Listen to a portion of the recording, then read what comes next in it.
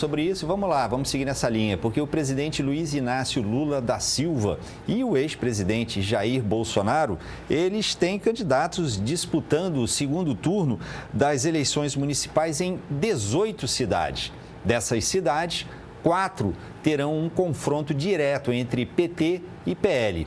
Cuiabá, Mato Grosso, Fortaleza, aqui no Ceará, Pelotas, no Rio Grande do Sul e Anápolis, em Goiânia.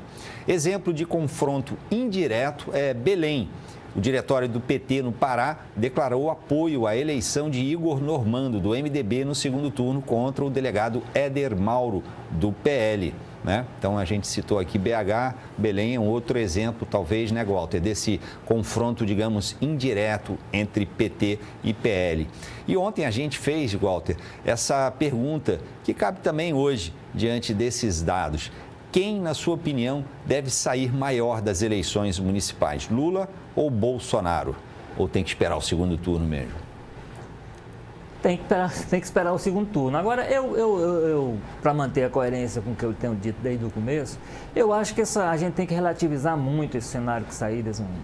O voto do eleitor para prefeito é um voto que olha apenas uma parte para esse cenário nacional.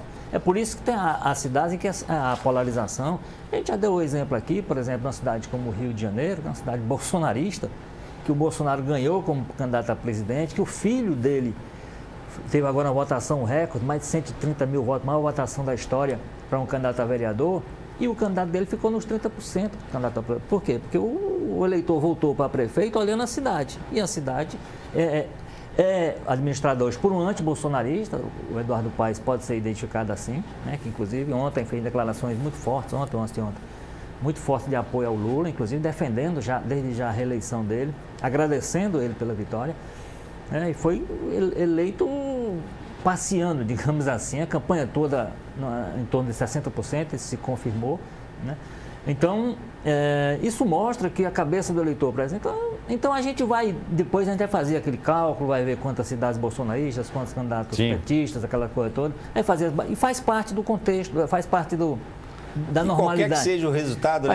Agora, o que não pode é pegar esse resultado e projetar 2026. Porque a gente tem que voltando no tema, em 2020 o PT teve uma participação desastrosa, pior que a desse ano, que muita gente está dando como uma grande derrota, nas eleições municipais. 2 anos depois elegeu o presidente da República.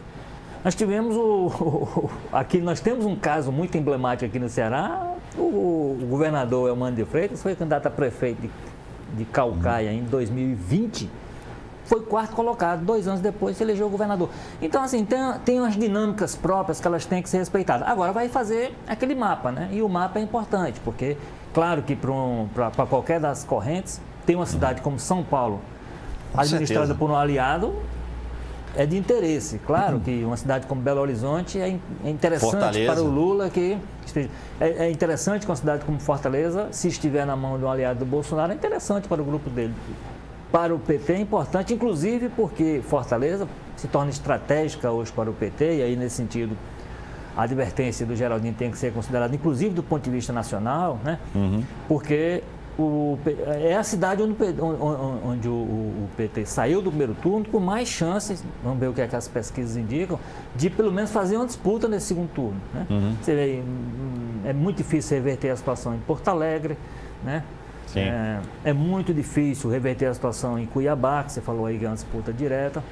Mas Fortaleza não. Fortaleza tem um horizonte que é possível uma disputa. Não sei, vamos saber daqui a pouco. Pois é, eu digo olhando o primeiro turno. Eu também não sei o que é que vem, não. Mas porque essa primeira pesquisa também, ela traz muito do final do primeiro turno. O rescaldo ali do primeiro turno. Então, assim, foi onde você viu uma aproximação maior. Então, passa a ser mais estratégica ainda para esse desenho novo que você vai fazer a partir das eleições municipais. Agora, repito, a forma como o eleitor se comporta numa eleição como essa é diferente da forma como ele vai se comportar daqui a 2 anos.